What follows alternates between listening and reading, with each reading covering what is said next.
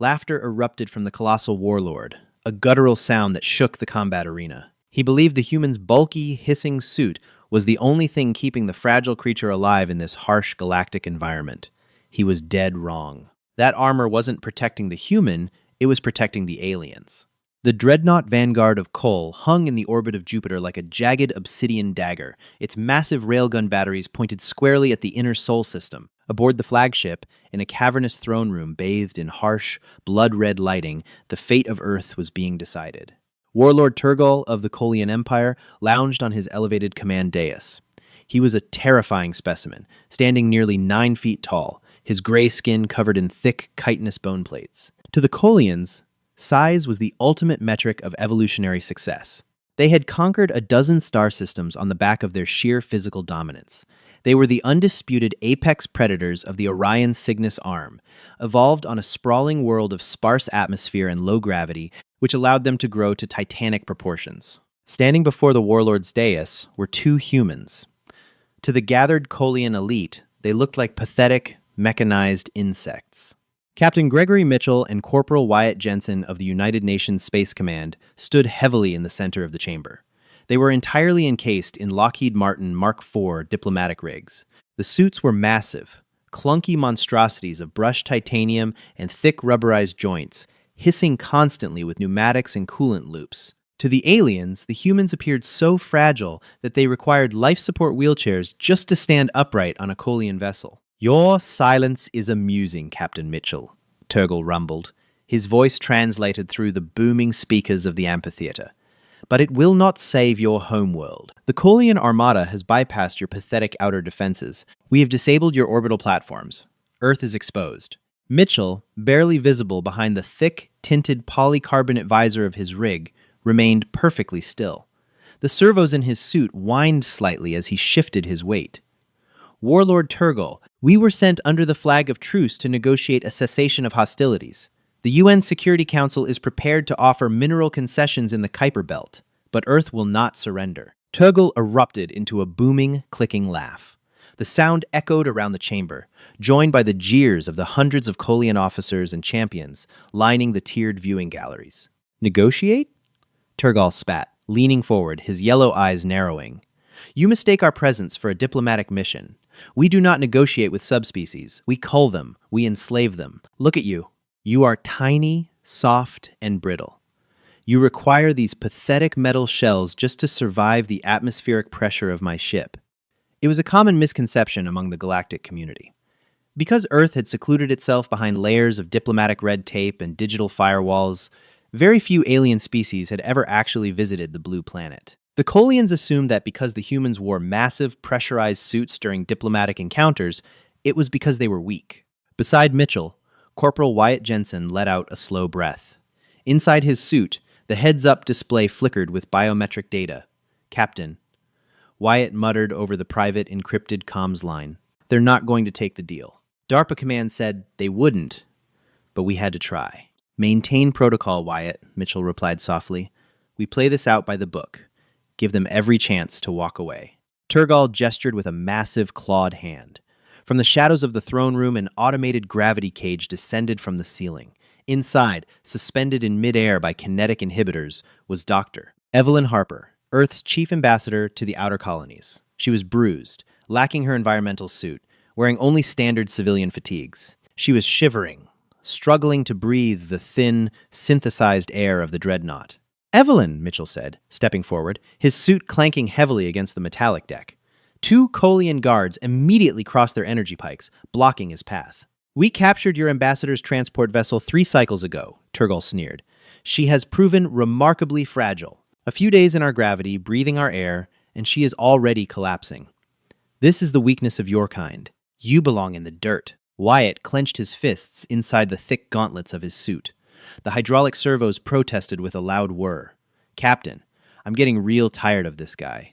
Mitchell's eyes locked onto the warlord. "Release her, Turgal. That is a direct violation of the interstellar armistice." "There is no armistice with the weak," Turgal declared, standing to his full, terrifying height. "I will show my fleet the true frailty of humanity. I will broadcast your humiliation to your home planet, and then we will burn your cities to ash." The warlord pointed a massive finger directly at Corporal Wyatt Jensen. You, the loud one inside the metal shell. We have a tradition in the Kolian Empire. The right of dominance. You will face my prime champion in the combat pit. When he breaks you open and crushes the soft meat inside, Earth will know despair. The floor of the throne room retracted, revealing a sunken gladiatorial arena composed of hard light barriers and scarred iron plating. The Kolian audience roared in anticipation, stamping their massive digitigrade feet against the metal decking. The sound was deafening, a rhythmic pounding of impending violence. Corporal Wyatt Jensen was roughly shoved into the pit by the guards. His heavy Lockheed rig stumbled, the stabilizers hissing wildly to keep him upright. He caught himself, turning to face the gate on the opposite side of the arena. Above, Captain Mitchell stood near the edge, his visor dark, watching silently. Evelyn Harper gasped for breath in her cage, her eyes wide with terror as she looked down at Wyatt. "Wyatt, don't!" she rasped. "They're too strong!" The heavy iron gate on the far side of the pit groaned open. Out stepped Gorvath, the prime champion of the Kolian Empire. If Turgle was terrifying, Gorvath was a nightmare given flesh. He was a towering beast of muscle and bone plating, carrying no weapons, only his bare, heavily armored fists. He was easily 10 feet tall, weighing nearly a ton in Earth measurements. His skin was a mottled crimson, and his jaw was lined with jagged, protruding tusks. He pounded his chest, letting out a roar that sent vibrations through the deck plates. "Tear the metal apart, Gorvath," Turgle commanded from his throne. "Show them the might of Kol." Gorvath charged. The distance between them closed in seconds. Wyatt tried to raise his arms, but the Lockheed Mark IV suit was never designed for melee combat. It was a diplomatic and hazardous environment rig, prioritizing life support and shielding over agility. Gorvath's fist, the size of a cinder block, smashed into Wyatt's chest plate. The sound of crunching metal echoed through the chamber. Wyatt was lifted off his feet and sent flying backward, crashing heavily against the hard light barrier. The impact shattered the suit's left optical sensor and severely dented the titanium alloy of the breastplate. Alarms instantly blared inside Wyatt's helmet. Warning, structural integrity compromised, primary servos offline, coolant leak detected. The alien crowd erupted into hysterical, clicking laughter. It was a slaughter, a joke. Gorvath didn't relent. He stalked forward, grabbing Wyatt by the shoulder pauldron and hauling him into the air with one hand. The alien champion grinned, exposing rows of razor-sharp teeth, before delivering a devastating headbutt to Wyatt's visor. The thick polycarbonate cracked. Spiderwebs of fractured glass obscured Wyatt's vision. Blood tricked down his forehead from the violent whiplash, stinging his eyes. He groaned, tasting copper. "Look at the human!" Turgle bellowed, laughing so hard he had to grip the arms of his throne, trapped in a broken shell, unable to even stand under the might of a true warrior. "This is your defender, Earth?" Gorvath threw Wyatt to the ground like discarded trash. The human hit the deck with a heavy metallic crash. His right leg servo sparked violently, locking the knee joint in place. Thick, white coolant fluid bled out onto the iron floor. Dr. Harper sobbed from her cage. "Please, stop! He yields!" "There is no yielding in the right of dominance," Turgal sneered. "Finish him, Gorvath. Peel him out of the can." Inside the broken helmet, Wyatt blinked blood out of his eyes. He took a deep, ragged breath. He looked up at Captain Mitchell, who was standing perfectly still at the edge of the pit. "Cap." Wyatt coughed over the private comms. "The rig is shot. Right leg is fused. Life support is failing." "I see it, Corporal," Mitchell's calm voice replied in his ear. "We gave them the diplomatic option," Wyatt said, his voice dropping an octave, losing all traces of pain. "We did," Mitchell agreed. Under DARPA Protocol Goliath, Section 4. If a diplomatic envoy is engaged in lethal, unprovoked hostile action and the Aegis containment rig is compromised, you are authorized to disengage environmental seals, Mitchell finished, his voice cold and hard as steel. "You are authorized to remove the limiters, Corporal. Show them why we wear the suits." A slow, feral grin spread across Wyatt's bloody face. He reached down to the heavy, glowing release latch on the center of his chest plate. To the Kolians, the suits were life support. They assumed humans were fragile, weak-boned creatures that needed powered armor to survive in a galaxy of giants. What the galaxy didn't know, what the UN had gone to great lengths to hide, was that Earth was classified as a Category 9 death world. Earth's gravity was crushing. Its atmosphere was thick, volatile, and highly corrosive, packed with dangerous amounts of oxygen. Humanity hadn't evolved to be delicate. They had evolved to survive a planetary meat grinder. Their bones were dense as concrete. Their fast-twitch muscle fibers were coiled springs of kinetic terror. The Lockheed Mark IV wasn't powered armor meant to enhance a human's strength. It was a weighted containment suit. It was built to deliberately restrict their movements, simulate Earth's heavy gravity, and dampen their strength so they wouldn't accidentally break alien diplomats in half when shaking their hands. "Understood, Captain," Wyatt said. With a sharp twist, Wyatt yanked the emergency manual override. A loud, piercing hiss echoed through the arena as the pressure seals on Wyatt's suit blew. Gorvath, who had been stepping forward to deliver the killing blow, paused. He tilted his head, watching in confusion as the heavy titanium plating of the human suit began to split apart. Turgal leaned forward, his laughter dying in his throat. "What is the creature doing? Has it chosen suicide?" "It is exposing itself to our atmosphere, Warlord," one of the Kolian generals shouted from the gallery. "The frail thing knows it cannot win. It prefers the quick death of suffocation." The massive chest plate of the Lockheed rig fell away, crashing to the floor with a heavy thud that actually dented the deck. Next came the heavy arm gauntlets, popping off with the hiss of dying hydraulics. Wyatt kicked his legs, violently shedding the thick, locked leg braces. Finally, Wyatt reached up and grabbed the shattered helmet.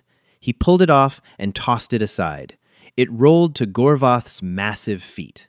Wyatt stood in the center of the arena, wearing only a sweat-soaked, form-fitting black compression undersuit. Compared to the 10-foot, armor-plated alien champion, he looked absurdly small, barely 6 feet tall, with no natural weapons, no claws, no fangs. But as Wyatt took his first breath of the Kolian dreadnought's air, something changed. The air on the ship was synthesized for Kolian biology. It was incredibly thin, mimicking the high-altitude, low-pressure environments of their homeworld. To Dr. Harper, a civilian unaccustomed to athletic conditioning, it was suffocating. But to Corporal Wyatt Jensen, a Tier 1 Earth Special Operator, taking a breath in this environment felt like taking off a heavy backpack after a 20-mile march. Without the crushing 1G gravity of Earth pulling him down, without the 400-pound containment suit restricting his joints, Wyatt felt impossibly, almost terrifyingly light. He rolled his shoulders. His neck popped. He looked up at Gorvath and spat a mouthful of blood onto the pristine iron floor.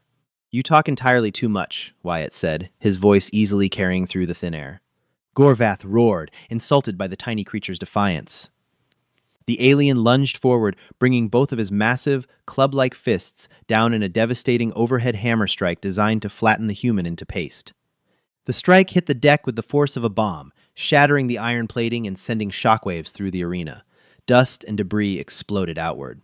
The Kolians cheered. Turgal smirked. But when the dust cleared, Gorvath's fists were buried in the metal floor, and the human was not under them. Turgal blinked. Where did it go? "Too slow," a voice whispered from behind the champion. Gorvath turned, his yellow eyes widening in shock. Wyatt was standing behind him. The alien hadn't even seen him move. It was physically impossible for a creature to move that fast.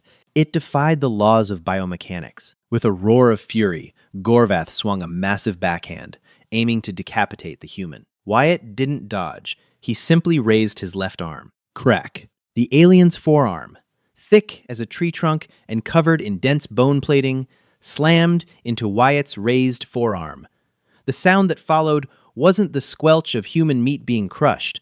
It was the sharp, horrifying sound of Kolian bone shattering. Gorvath let out a shrieking wail, stumbling backward and clutching his mangled arm. The bone plate had completely collapsed under the impact. Absolute, stunned silence fell over the viewing gallery. The cheering stopped instantly. Turgal rose slowly from his throne, his jaw slacking. "What? What is this trickery?" Turgal demanded, his voice trembling. "Shoot it! He has a hidden energy shield!" "No shield, Warlord," Wyatt said, stepping forward. His gait was completely different now. In the 06G environment of the alien ship, every step he took possessed the coiled kinetic energy of a striking viper. Just physics. See, you big guys grew up on a planet with gravity so low you could float. You got tall, you got big, but your bones? They're like bird bones. Porous. Hollow. Gorvath snarled through the pain, lunging forward with his remaining good arm, attempting to grab Wyatt and crush him in a one-handed grip. Wyatt moved like a blur. He stepped inside the alien's guard, his speed completely untracked by the Colian visual cortex. He drove a right hook directly into Gorvath's sternum. The impact sounded like a cannon shot. The sheer force of the blow, driven by muscles, evolved to operate under the crushing gravity of Earth, caved in Gorvath's heavy chest plate. The 10-foot alien was literally lifted off his feet, launched backward through the air. He slammed into the hard light barrier of the arena, his massive body shorting out the energy field before collapsing to the floor in a heap of broken bone and purple blood. Gorvath twitched once, and then lay perfectly still. The silence in the room was absolute. Even the hum of the ship's engines seemed to quiet down. Hundreds of Colian warriors, the most feared conquerors in the galaxy, stared in sheer, unadulterated horror at the tiny, unarmored human standing in the center of the pit. Wyatt cracked his knuckles, the sound echoing loudly in the silent room. He looked up at the Warlord's dais. "Now," Wyatt said, his eyes burning with a terrifying, predatory intensity. "Let's talk about those negotiations." The deafening silence within the cavernous throne room of the dreadnought vanguard of Kol stretched into an agonizing eternity. Hundreds of elite Colian warriors, each a veteran of a dozen planetary conquests, stood entirely frozen. Their secondary eyelids blinked in rapid, uncontrollable succession, a biological response to profound cognitive dissonance. The absolute impossibility of what they had just witnessed short-circuited their predatory instincts. Gorvath, the prime champion, the undisputed apex of their genetic engineering and martial prowess, lay crumpled and broken on the scarred iron decking. He had been dismantled not by advanced plasma weaponry or orbital bombardment, but by the bare hands of a creature less than half his size. Warlord Turgal's massive hands gripped the armrests of his elevated throne so tightly that the reinforced plasteel began to groan and buckle under the pressure. His yellow eyes darted wildly between the motionless form of his greatest warrior and the diminutive, sweating human standing casually in the center of the gladiatorial pit. "What? What manner of deception is this?" Turgal stammered, the booming resonance of his voice replaced by a wet, rattling hiss. He turned his massive head toward his supreme tactical commander, a scarred giant named Vorkasha. "Sensors. Scan the creature. It must be utilizing a subdermal kinetic dampener, a microscopic energy field." Vorkasha frantically manipulated the holographic interface at his command console. The blue light illuminated his terrified features.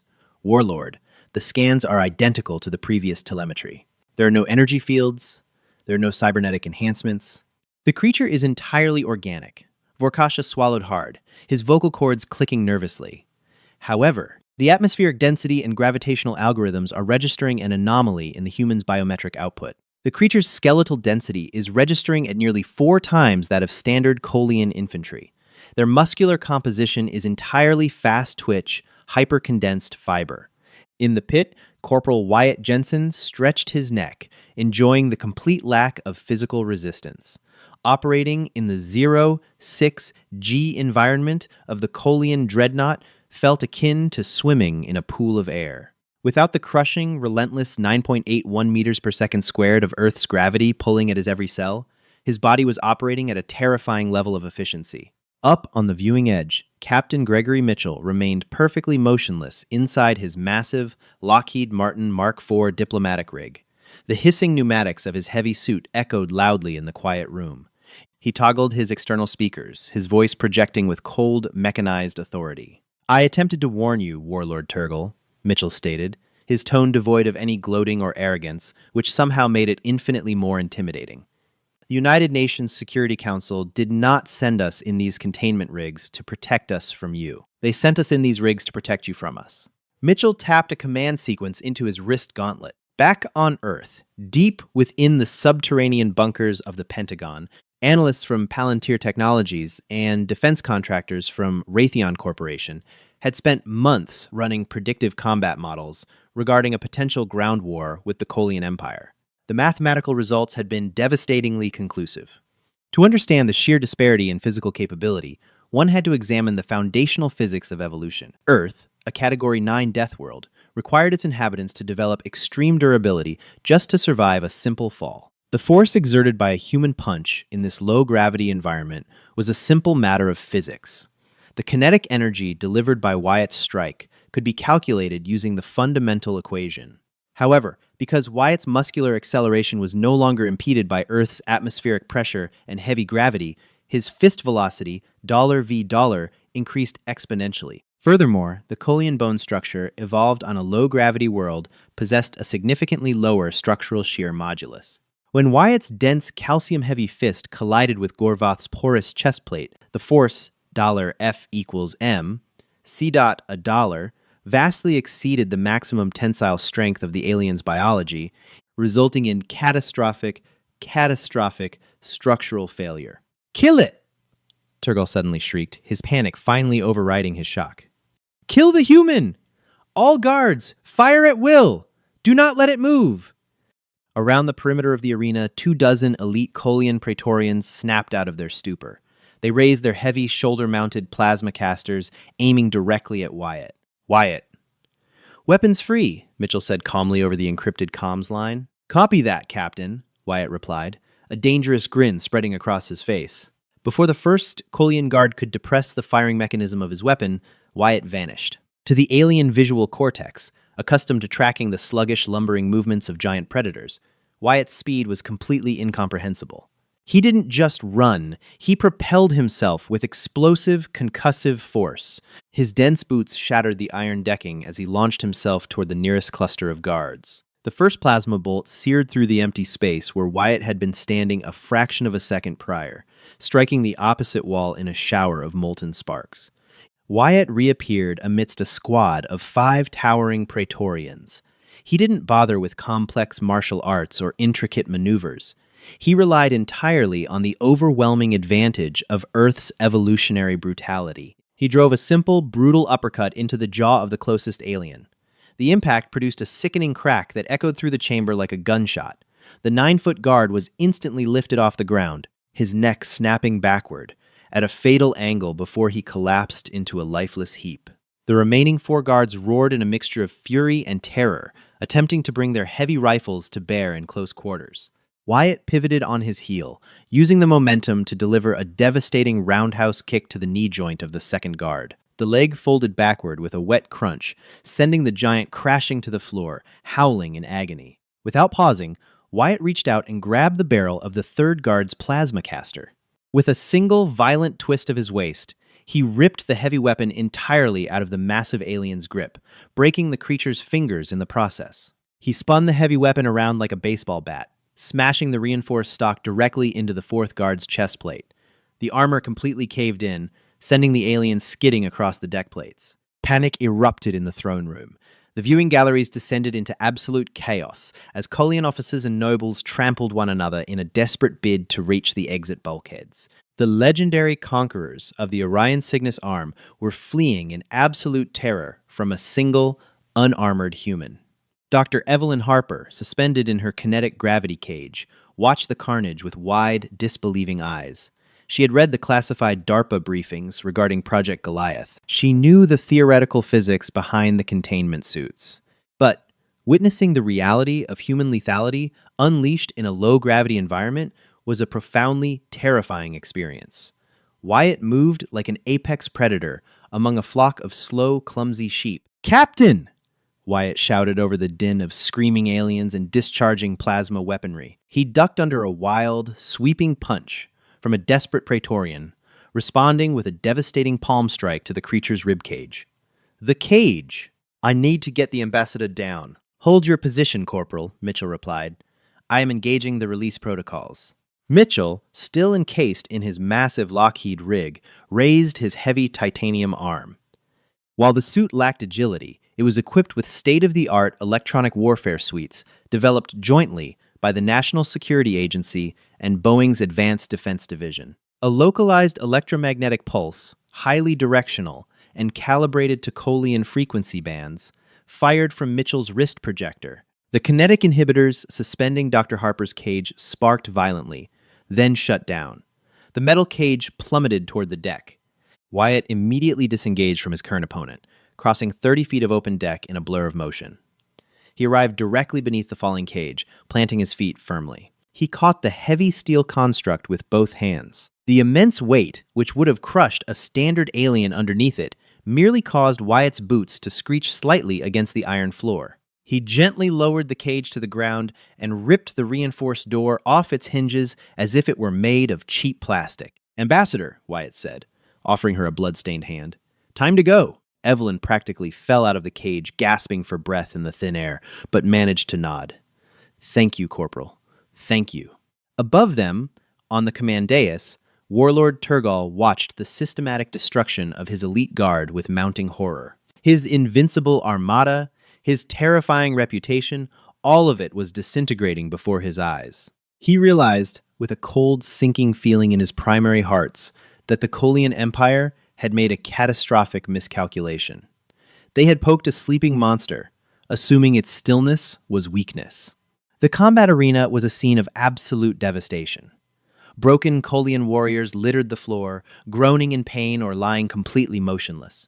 Corporal Wyatt Jensen stood protectively in front of Dr. Evelyn Harper, his chest heaving slightly, though more from the adrenaline of the engagement than actual physical exertion. His black undersuit was torn in several places, revealing skin that was completely unbruised despite the heavy blows he had sustained earlier. Warlord Turgal stood alone on his command dais. His generals had either fled the chamber or were cowering behind the reinforced pillars of the throne room. The warlord drew his ceremonial executioner's blade, a massive, humming sword composed of superheated plasma contained within a magnetic field. "I will not be humiliated by a primate," Turgal roared, his voice cracking with desperation. He leaped from the balcony, a drop of nearly 40 feet, relying on his biology and the low gravity to cushion his fall. He landed heavily, the deck plating groaning under his immense weight. He pointed the glowing blade directly at Wyatt. "I am the Warlord of Khal. I have burned 1,000 worlds. I will sever your head and mount it on the prow of my ship." Wyatt didn't flinch. He gently pushed Ambassador Harper behind him. "Stay back, Doc. This guy is about to get really messy." Captain Mitchell, standing at the edge of the pit, finally moved. His heavy suit clanked as he took a step forward, the sheer mass of the rig shaking the floor. "Corporal, standard engagement rules. Do not terminate the hostile command structure unless absolutely necessary. We still require a signed treaty." "Understood, Cap," Wyatt replied, cracking his neck again. "I'll just soften him up." Turgal charged, swinging the massive plasma blade in a wide, horizontal arc designed to bisect the human at the waist. The heat radiating from the weapon was intense enough to singe Wyatt's hair even from several feet away. But sheer strength and a deadly weapon were useless if the wielder could not strike their target. Wyatt dropped effortlessly beneath the sweeping blade, the superheated plasma passing mere inches over his head. Before Turgal could reverse his momentum and bring the sword back around, Wyatt lunged forward, closing the distance instantly. He didn't aim for the warlord's armored torso. Instead, Wyatt targeted the structural weak points. He delivered a pinpoint, devastating strike to the radial nerve cluster located just beneath Turgal's right armpit. The warlord let out a bellow of shock as his entire right arm instantly went numb. His massive fingers spasmed, and the heavy plasma blade slipped from his grasp, clattering uselessly to the floor and burning a hole through the iron decking. "My turn," Wyatt growled. He grabbed the thick, chitinous plating of Turgal's chest armor with both hands. Using leverage, his superior bone density, and the incredibly coiled power of his Earth-adapted musculature, Wyatt literally lifted the 9-foot warlord completely off his feet. Turgal's yellow eyes widened in sheer, unadulterated terror as he found himself suspended in midair, entirely helpless against the unbelievable strength of the tiny human. With a guttural shout, Wyatt slammed the warlord down onto the deck. The impact was catastrophic. The iron floor buckled inward, creating a miniature crater. Turgal's heavy bone armor cracked in multiple places, spiderwebbing with deep fissures. All the air was violently forced from the warlord's lungs in a pained, whistling wheeze. Wyatt stepped onto Turgal's massive chest, pinning the giant alien to the floor. The human leaned down, his face mere inches from the warlord's terrified visage. "You called us soft," Wyatt whispered, his voice cold and menacing. "You called us brittle. Let me explain something to you, Turgal. Earth isn't a peaceful paradise, It's a meat grinder. Our gravity crushes our bones into steel. Our atmosphere is a toxic cocktail that forces our cells to adapt or die. We didn't build these suits to hide from the galaxy. We built them so we wouldn't accidentally break the rest of you fragile bastards in half when we tried to shake your hands. Wyatt pressed his boot down harder, causing the cracked armor beneath it to groan dangerously. Now, you are going to sign the treaty. You are going to withdraw your armada from the Sol system. And if a single Kolian vessel ever crosses the Kuiper Belt again, we won't send diplomats in containment rigs. We will send our marines. Without the suits, do we have an understanding? Turgal, gasping for breath, the sheer, crushing pressure on his chest threatening to collapse his primary hearts, could only manage a frantic, desperate nod. Yes, the Warlord gasped out, his pride utterly shattered. We yield. The Kolian Empire yields to Earth. Captain Mitchell stepped down into the arena, his heavy suit moving with slow, deliberate purpose. He walked over to the defeated Warlord and looked down through his tinted visor. Excellent, Mitchell said smoothly. Ambassador Harper has the datapad with the necessary digital signatures. I suggest you finalize the transfer immediately. As Turgal painfully reached up to authenticate the diplomatic surrender protocols on the ambassador's datapad, the dreadnought's primary klaxons suddenly began to wail. Blinking red warning lights illuminated the ruined throne room. Commander Vorkasha, bleeding from a superficial wound on his forehead, frantically yelled from the command console. Warlord! Massive hyperspace signatures detected. Just outside the orbit of the gas giant. Turgal coughed violently, looking up at Mitchell. What is the meaning of this? I have surrendered.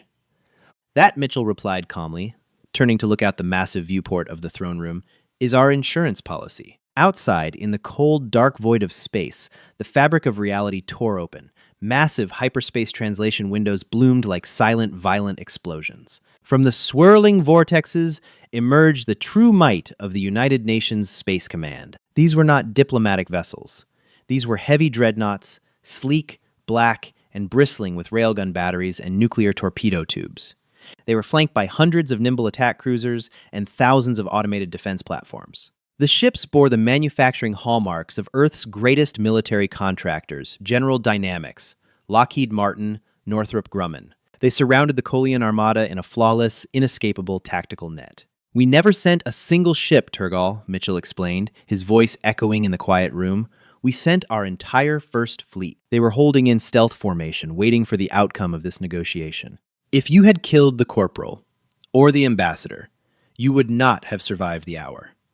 Turgal stared out the viewport at the massive human armada, then looked back down at the tiny, unarmored human who was still standing with his foot planted firmly on his chest. The Warlord realized that the Kolian Empire had not just been defeated, they had been spared. Humanity possessed a terrifying duality, the restraint to hide their devastating nature behind metal suits, and the absolute power to annihilate anything that forced them to take those suits off. Protocol Goliath is concluded, Mitchell said, tapping his comms. Fleet Command, this is Captain Mitchell. The Kolian Empire has accepted our terms. Secure the perimeter and prepare for diplomatic escort. Wyatt finally stepped off the Warlord's chest, offering a mock salute to the terrified alien. He walked over to where his shattered containment suit lay on the floor. He picked up one of the heavy titanium gauntlets, tossing it lightly in his hands. You know, Cap, Wyatt said, grinning. I think I'm going to need a new rig. This one is looking a little worse for wear. The taxpayers of Earth will be thrilled to cover the expense, Corporal, Mitchell replied, turning toward the exit. Let's go home. The gravity here is giving me a headache. As the three humans walked out of the ruined throne room, leaving the broken Kolian elite in their wake, the galaxy fundamentally shifted. The Kolians, the apex predators of the stars, had learned a valuable lesson. Never judge a creature by the armor it wears. Because sometimes the armor isn't meant to keep the universe out. Sometimes it's meant to keep the monster in. If you enjoyed this thrilling sci-fi HFY adventure, please hit that like button, subscribe to our channel, and share this video with your fellow science fiction fans. Your support helps us create more epic tales of humanity, showing the galaxy what we are truly made of. Drop a comment below, letting us know what you thought of Corporal Wyatt's incredible fight, and ring the notification bell so you never miss another epic upload. Thanks for watching, and stay tuned. Hi, my name is Tran Truong, the owner and manager of Palace Truths. After watching the video, the alien warlord laughed at the tiny human. Then the human ripped off their armor. HFY, I'd really like to know what you think. How did this story make you feel? For me, the strongest feeling was satisfaction mixed with surprise. What began as a story about intimidation and appearances slowly turned into a reminder that strength isn't always obvious at first glance. The moment the assumptions about humanity were challenged, completely changed the tone of the story and made the outcome feel earned rather than predictable. I'm curious which scene stood out most to you. Was it the warlord's confidence at the beginning, the reveal of what the containment suits were really for, or the final negotiation after everything changed? And if you were in the alien's position, do you think you would have made the same mistake of judging someone based only on what you could see? One lesson I took from this story is that people are often more capable than they appear. In everyday life, it's worth taking the time to understand someone before deciding what they can or can't do. If this story gave you something to think about or simply entertained you for a while, feel free to share your thoughts in the comments. And if you enjoy HFY stories about resilience, hidden strength, and human determination, consider liking the video or subscribing if it feels worthwhile to you.